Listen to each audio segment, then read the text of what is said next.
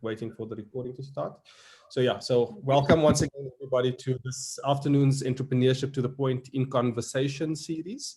I'm Sean Tiernessen, and I'll be just sharing a little bit with you guys. Please note that this is also live and streaming on YouTube and will be available on our YouTube channel after the fact.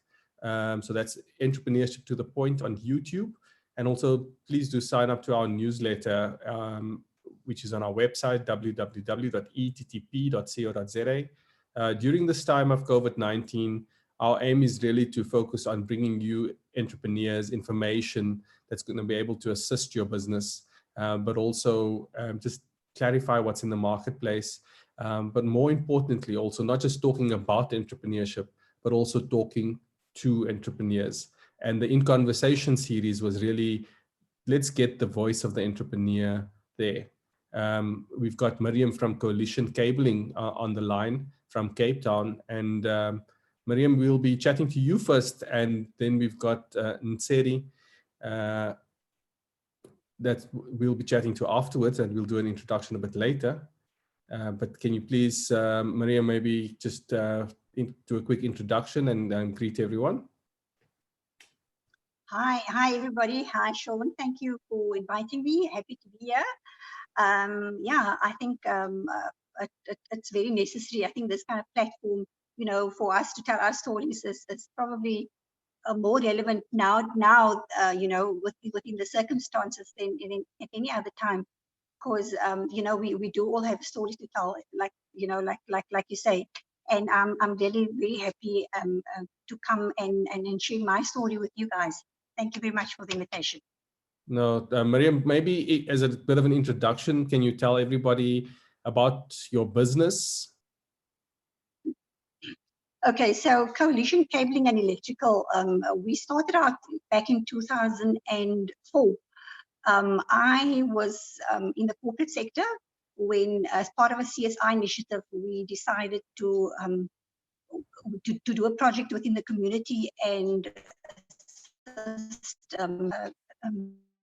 you know, that was operating small businesses in the community to get them to involved with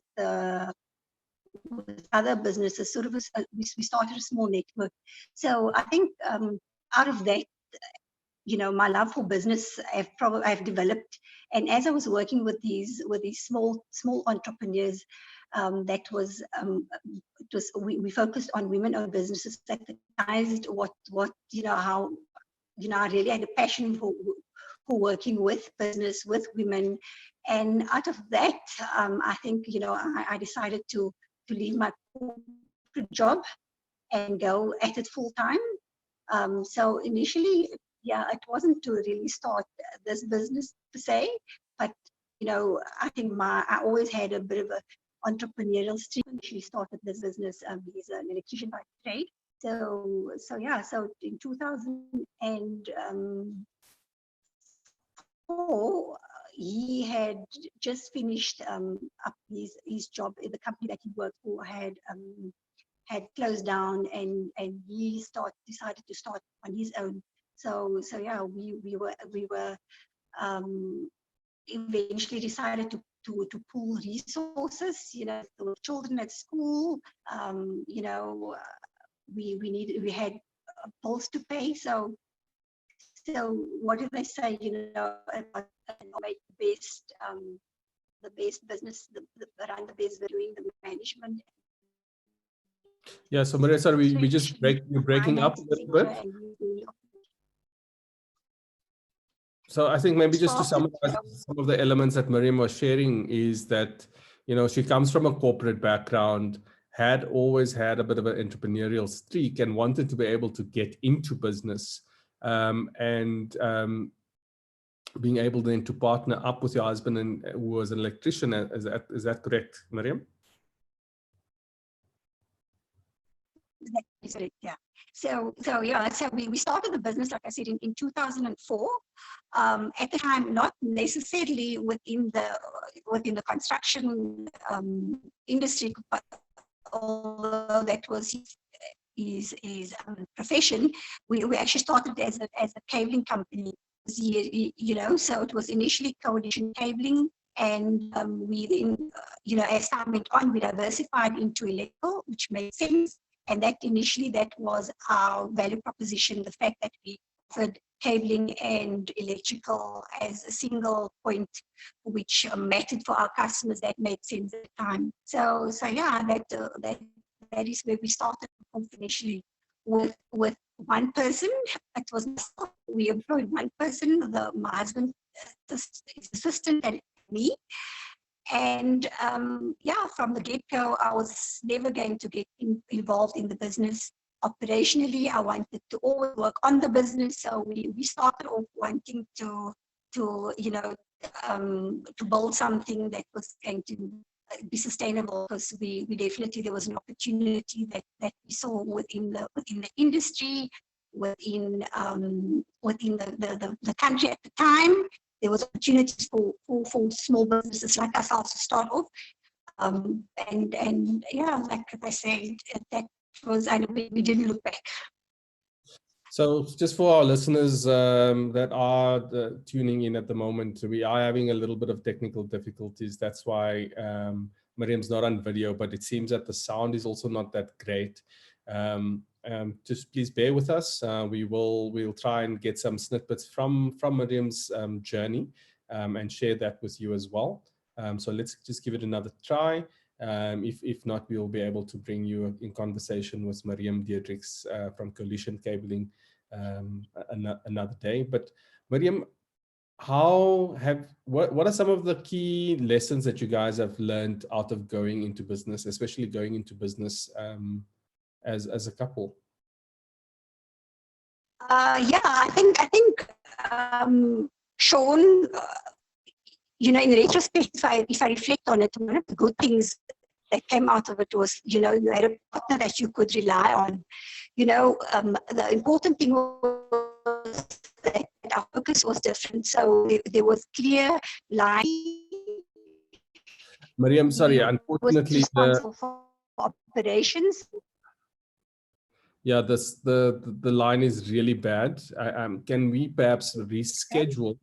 Brad, I'm going to ask you to please put up the holding slide before we transition into the next speaker. So please do stay on the line. Miriam, apologies for that. It's just really is, the quality of the line is not that great. So let's see if we're able to make another plan with that. Next in conversation on entrepreneurship to the point, we'll be speaking to Eddie. He is the founder and director of Solid Management Services, and very much a business that's focused around electrical, civil engineering. But Eddie, can you hear me? Sure, I can hear you perfectly. Okay, if you can maybe turn on your video, we'll be going through to getting some feedback from you. So once again, welcome to and for joining us in Entrepreneurship to the Point. We are streaming live on YouTube.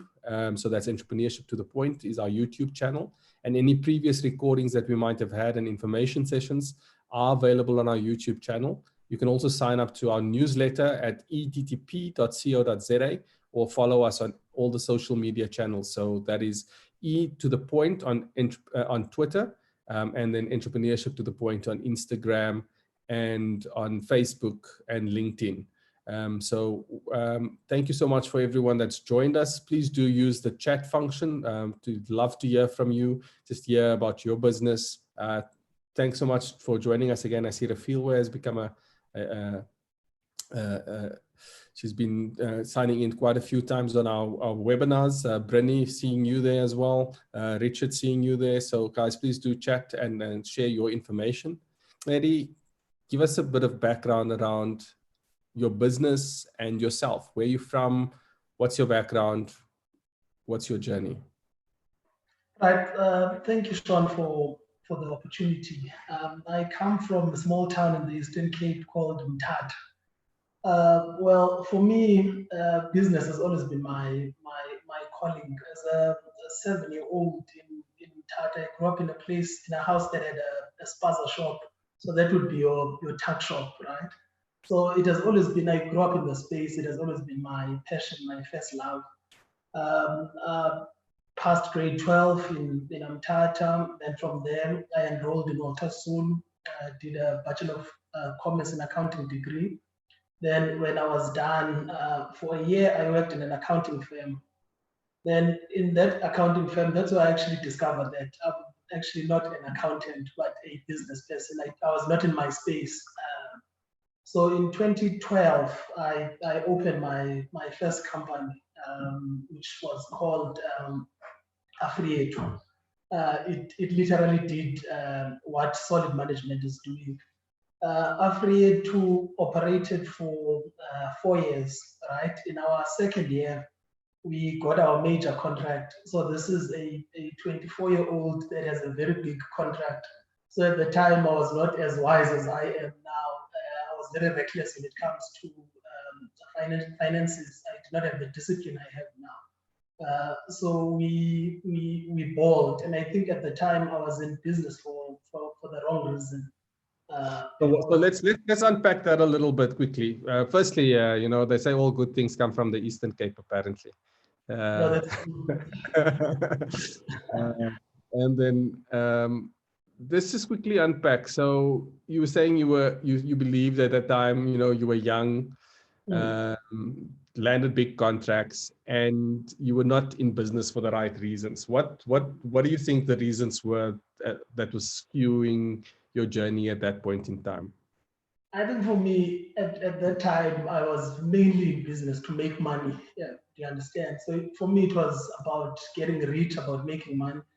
Then you later discover that there are more important things apart from the fact that we want to get rich using the platform. So I was young, very reckless, inexperienced, right? And yeah, but it was a good opportunity for me because I got to learn a lot from the mistakes, right? Then in 2016, early in 2016, we started discussions with my partner. He obviously wanted to buy in the old company. Then said, no, let's start something new, something fresh.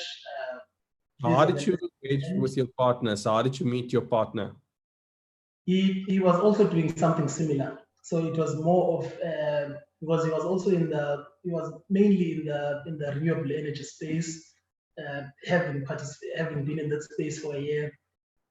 So we met. He's also a young guy, in fact, even much younger than me, but very sharp. So we met. We then said, no, let's partner. Let's open a new venture. He shared his experiences. I shared my experiences.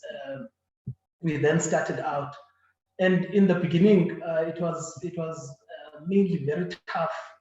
But because we're both passionate about building this brand, we pushed. We started with 4 employees. We are now sitting at just under 30 employees full time. Those are our full-time employees. Then we have about 10 casual employees that we use from time to time when we have specific jobs. And then what specific function? So give us a breakdown in terms of your guys' service offering. Okay. Solid Management Services mainly does, well, we operate in the infrastructure development sector, right? But we mainly do electrical. Then apart from the electrical work that we do, we've now opened a division called Solid MS24, which mainly does maintenance. And now this is maintenance where we do plumbing, we do electrical, we do painting. It's a little bit more diverse, but that's a division on its own. But our big cash cow, or the main operation rather, would be the electrical sector. That is what most people at the company as. So with electrical being your, as you call it, your cash cow, what was your level of operations prior to COVID-19? Sean, we're doing fairly well. We're doing fairly well. The business was growing rapidly.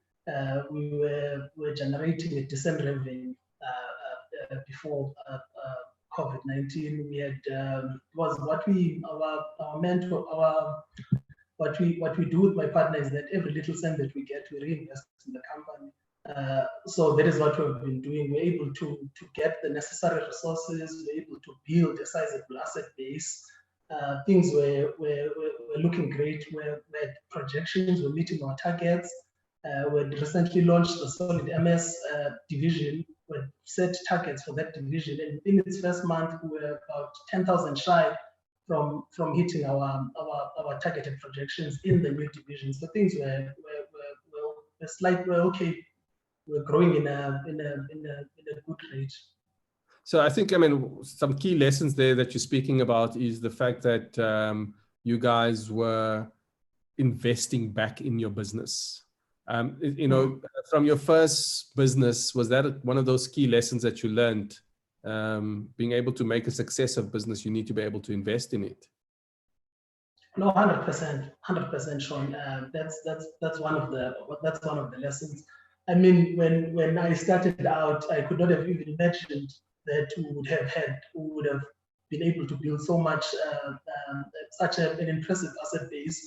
Would have been able to upskill our workers, would have been able to take our workers to school and make sure that they improve, they develop. It was mainly about what I'm making at the time, about money, about me, to understand. So those are the lessons learned. That it gets to a point short term at that point in time. It gets to a point whereby it stops being about the entrepreneur and it becomes about the responsibility that one carries. I mean, I've got 30 guys that are full-time that are working for us. So that it's equal to 30 families that mainly rely on you and the decisions that you take at a strategic level. So yeah. Those are the lessons learned, Sean.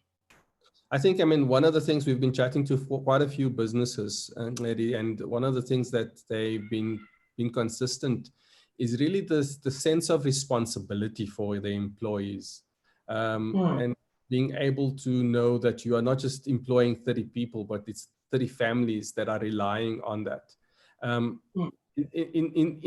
How has your business now been affected by the lockdown? I mean, being an electrical contracting firm, you guys are an essential service, and everyone has this notion that, you know, if you're essential service, it's also still business as usual maybe, but how has your business been affected?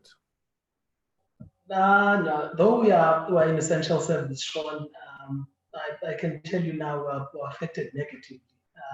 Things are very bad. There's massive loss of revenue. We're not getting calls the way that we used to get calls. It's just quiet. All the bakkies are in the yard. There's just no movement. It's depressing. It's depressing to say the least. How are you keeping your head above water during this time? Because it can be quite a depressing space to be in as a business, when even though you are able to potentially operate, you're not able to operate because the whole environment around you is not functioning. What are you doing to keep your level of positivity there, if you are? I think for me, Sean, this is the biggest test that we've ever had, me and my partner. We just said that let's use this period to strategize. This is not a holiday for us. We need to strategize, work on a recovery plan, make sure that our workers fully understand the period that we're in. They understand that there will probably be some adjustments that we'll have to make, but it's adjustments that we would ordinarily not have taken, but we have to, because we have to respond to the needs of the time. So we've been having several meetings. We've developed a very comprehensive recovery plan, and we are fully aware, Sean, that this is not about the lockdown period. Even post-lockdown, business is going to be slightly hard, because remember, people now will be very skeptical in terms of what they would need to buy, what type of services they would need. They would mainly prioritize on certain services as opposed to things that one would deem to be leisure. I don't see a person now post-COVID immediately saying that I want to build a double-story house. It's not going to happen now, because everyone is still very careful in terms of how they spend resources. Because remember, we would only have dealt with, would go back to operating, but the COVID-19 virus would still be there. So that's one of the things that we've had several conversations on. We've done research, we've checked companies that operate in China after the post-lockdown. How are they able to operate? And most of the companies our size are not doing very well. But the major difference between us and the first world countries, Sean, is the type of support they are receiving from their government. And from our side, to be honest, we're getting minimal support. There hasn't been anything.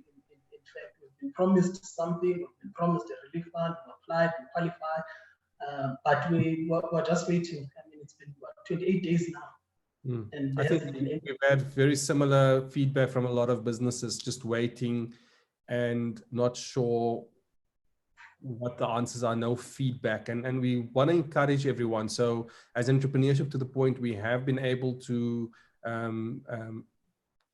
work with CIFA and the Department of Small Business Development. So if you have any queries on any of those applications, send it through, we'll pass it on. I mean, we're serving you as an intermediary at this point in time. And if we're able to get feedback, it's definitely a key plan for us to be able to do. I just want to also ask everyone in the chat groups, what are you busy with during this time as a small business? What's the plans that you're busy with? Please do share with us as well. So one of the key factors that you said was really working on a strategic recovery plan, because yes, we'll have a situation where it's post-COVID and the disease will still be out there, but or the virus, sorry, will still be out there, but it will also be quite a tough economic time. What do you believe as a small business, what do you guys need at this point in time? We need support, Sean. We need to make sure, because for me, what gives me the biggest headache is that it takes time for a company our size to be able to build the personnel that we have into the level that they are in. Now, to lose those guys, it will be a big blow for us. So we need to make sure, we need support. We need to make sure that we don't lose anyone, we don't lose employees during this period. We are able to have capital to finance our running costs. We are able to have, because now we're going to obviously need to market in a different way. So we definitely need to aggressively market as opposed to the style that we're using in the past. And obviously there are new safety measures that we need to follow now, which will also add into our cost burden. We need now to have our guys to have masks. Whenever they visit a client, they then change those masks, they get new masks, hand sanitizers for all our teams, a certain number of people in vehicles. So I mean the operational cost now becomes much more than it previously was. So we definitely that becomes quite a strong burden for small businesses, the additional operational costs. We've got a question from the chat from Richard Kaplan, and he says, it's great that you guys have a recovery plan in place.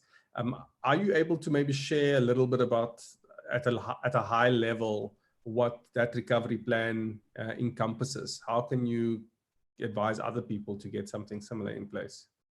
Okay, I think, Sean, for us, we obviously at this time we have to manage our expenses, right?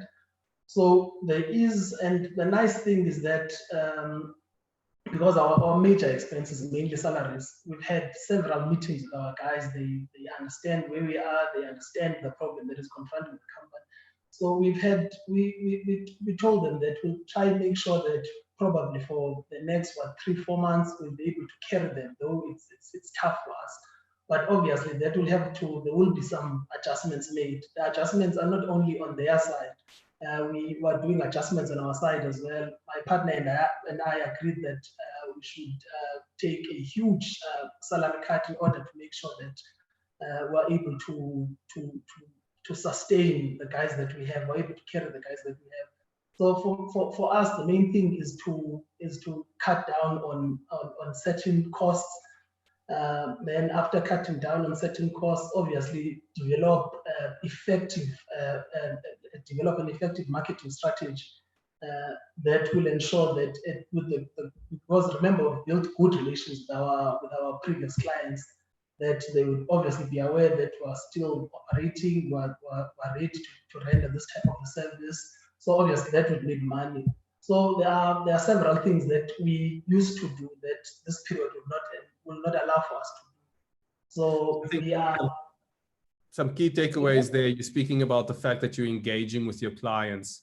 You want to ensure that they are aware of your new strategies. You are aggressively marketing your business. You also spoke about the fact that as directors of the company, you and your partner have decided to take a cut as well in order to focus on the sustainability of your business and cut as much cost as possible. Tonight, we've been notified that the president will be speaking to the nation again, and specifically around the economic relief measures and additional economic relief measures that he's putting in place. If you had the opportunity to say something to the president as a small business during this time, what would it be? Oh, that's a very good question. I wish I had that opportunity, Sean. Firstly, I would obviously appreciate the fact that he has been very responsible, took a very responsible decision for us to lock down. Now, Sean, with the same passion that you get our officials having when they are beating up people who are breaking the law in townships, they must also have that same passion and zeal in terms of making sure that they give us the necessary support that we need as small businesses. That support is not there. What the president is speaking about is that let's pay salaries, but pay salaries with what? Because we're not generating anything, Sean. So for me, I think that they need to be more aggressive when it comes to support. It must not just be something that is said as probably a PR stunt, but it must be real support to ensure that during this period we do not lose jobs. During this period, companies do not close down. So they must really put more effort. It's been now entering the fourth week, and yet there's absolutely nothing. We've not received anything. Remember, month ends for companies such as ours. That's where we make the most money. We had to close down on the 28th of April. We lost a lot of money for the April month end. The March month end. So now we're in April. We've not generated anything. So and if this continues, we'll definitely go under. So I think the president must just be deliberate, take an effort now in terms of making sure that they save jobs by assisting small companies. They are not doing much. Yeah. So very much, I think you mentioned it earlier on, if we look at developed nations and comparing the stimulus packages that we have for small businesses, it's just not been enough. And as much as we want to be able to make sure that we are providing the necessary support, it's not enough. The money is not enough. The need out there is not enough. Eddie, I want to thank you for joining us today. Is there any parting words or advice that you want to just give out to entrepreneurs? And please all stay on the line. We want to try and see if we can get Miriam back. So yeah, please don't log off as yet, and please do use the chat facility. Remember that the conversation is also being streamed on YouTube. So it's available afterwards on Entrepreneurship to the Point. Eddie, final words from your side, advice for guys out there. Yeah, I think what I would love to say is that let's not, as business owners, let's not use this period as a holiday. It's not. Let's strategize, let's plan better, let's make sure that we develop strategies that will ensure that our companies are able to sail through. Then apart, because I've mentioned government a lot and what they need to do, I think also big business, Sean, must come to the party. Companies like your Growth Point must actually come to the party now and make sure that they assist small businesses, particularly at this period. If maybe it means they must just revise their procurement policies just to help out and to help out at this specific moment, such would be welcomed a lot. So even big business has a huge role to play in making sure that they protect jobs.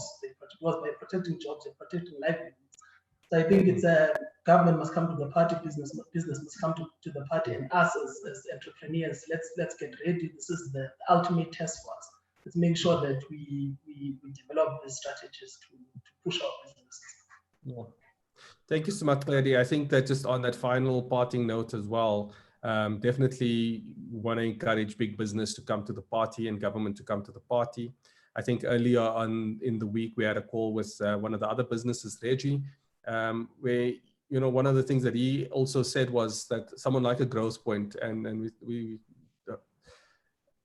was able to continue paying some of their suppliers that's on site, even though they're not physically on site. So especially the services companies, we want to see a bit more of that in the economy, where we're encouraging big businesses to continue to pay small businesses, to not use this as a time to keep the finances or the payments from small businesses. If there's any outstanding monies owed to small businesses, we want to encourage big businesses to please pay that. And I think even through the support of Property Point, businesses, big businesses like Growthpoint, Fortress, Attack, Pareto, they're still encouraging us to be able to make sure that we reach out and provide the level of support that we can provide. I think one of the key factors that we note is that, you know, businesses want to be able to get the biggest challenge is cash flow management. So that financial stimulus, that need from a financial perspective is key. But I think that the aim is really that we try and galvanize so many more to come to the party. So let's also hear what the president has to say this evening. Lady, thanks so much. We'll be moving on to Miriam again and to see whether we're able to get a better connection with Miriam. So please do just stay on the line, and we'll try and switch over to Miriam. So, okay, so we've just had an In Conversation series on entrepreneurship to the point. We had some technical difficulties earlier on trying to finalize the call with Miriam Diedrichs. So we've got Miriam back on the line. Miriam, can you hear me? Hi, Sean, loud and clear. Thank you. Okay, awesome. Thanks so much once again for joining us. Miriam, just to maybe get immediately into it, how has COVID-19 impacted you guys as a business? Yeah, so our business, because on the electrical side, we has been deemed an essential service. We've registered quite early, and so for our clients that we've decided to be on standby, that we've committed to be on standby for emergencies for, we've managed to do some call outs. So it hasn't been, so our teams were very happy to get out of lockdown for a bit. But I think it hasn't been obviously business as usual. We have managed to get some work done, you know, on the administration side. We've been working from home, so that hasn't been too difficult. But yeah, I think the challenge has been, you know, keeping everybody motivated, you know, communicating to them regularly, making sure that they understand that we understand it's difficult, and, you know, and reach out whenever you can, and just to keep that motivation up, and to make sure that we stay connected. And I think that was quite an interesting thing. I think many businesses out there, whether they're essential services or non-essential services, even if you're operating at the moment, you're potentially operating from home and a remote working environment, specifically with your back office, and being able to just keep the staff motivated. What have you guys done to be able to keep them motivated? So what practical stuff have you put in place? So I think communication for us was key. So we have obviously we have a staff WhatsApp group that we made sure, you know, everybody is able to connect. We encourage them to reach out anytime, you know, if they on the personal side, you know, just as the work was coming in, trickling in, you know, we you know, we made sure that everybody knew what needed to be done, you know, what to concentrate on. We obviously have mothers that obviously that now have children at home, and to take cognizance of that, and to make sure that we, you know, we just share amongst ourselves, and just to keep in contact, basically. Yeah. And Mariam, so we've got a question in our chat, and I actually want to encourage all the businesses that's on the call as well to potentially answer this as well. We've got a question from Richard Raplin, and he says, what are lessons learned during this lockdown process that's going to help you future-proof your business? So what are you learning from this current crisis that's going to help you to overcome any future crisis in your business? And please, businesses on the call as well, please do use the chat facility. Give us your insights on that question. What have you learned during the lockdown that's going to help you future-proof your business, Mariam? Sean, you know what? One of the key takeaways for me was, you know, the importance of compliance. You know, when I looked at compliance, I mean, you know, as a small business, it's very costly. But I think now more than ever, I realized, you know, the cost of non-compliance is so much greater than the cost of compliance. So for me, that was a key lesson. The other one was around, you know, staying connected and technology. And I think, you know, the fact that we think it's so expensive also just to invest in technology, because one tend to think, oh no, you know, I'm in construction, so technology is not really that important for me. But I think one of the definitely a big takeaway is the fact that we all have to embrace technology going forward. I think it's here to stay. I think, you know, we have to look at, you know, how we embrace technology and innovation within every type of business. Those are the two key things, I think, for me that stood out, that I definitely, it was big learnings for me. I think I love the fact that you touched on the compliance element. We're going out with an article this week, really looking at dubbing it the survival of the fittest of businesses, because when we start looking at all the various support mechanisms that's been put out there for businesses, we realize that it is very cumbersome to respond. You know, each one has a specific requirement. You need to have all your compliance done, tax clearance certificates in place, your banking documentation in place. And I think small businesses that did not have a lot of that compliance elements in place found the process of applying for a lot of these relief funds quite cumbersome. So I think very much agree with you, Mariam, in terms of the compliance component. It's one thing that people will definitely focus on going forward, because it's those that are fully compliant that was able to get in the front of the queue when everything opened up for the relief packages. Is that, am I making a statement that's true, or is it just an opinion? What was your experience with applying with a lot of the relief? Yes, absolutely. I think absolutely. For us, that was definitely the case. I think we've been fortunate in always being, you know, taking compliance seriously. So it's really helped us in good stead. So very early on, we could respond to the relief programs out there. So I'm very grateful for that. And again, I think as we were contemplating, you know, going forward in the next 6 months, you know, where do you cut? I think cut expenses. I think that is one of the key things that we've now understood. You know, you definitely do not cut on compliance. And I think, yeah, for that we were grateful. It has definitely made a difference for us. So, you know, we were able to tap in, like I said, quite early on. And definitely is, I would, for any other business, I would definitely say, please stay compliant. Make sure that when it comes to tax clearance, you know, the important stuff, I mean, for every business is going to be different, but the important stuff, you know, just make sure that that you tick the boxes continuously. Okay, awesome. Mariam, just to take one of the feedbacks from one of the attendees, which we'll actually be speaking to tomorrow on our In Conversation series. So we've got Brenny, and Brenny, hopefully you're not stealing your own thunder for tomorrow's conversation. But he said, some key lessons learned was just to be able to don't panic, being able to take the crisis head on and don't panic. Be sure to work both on and in your business with the insights are invaluable. Thirdly, to learn to have a flexible business strategy.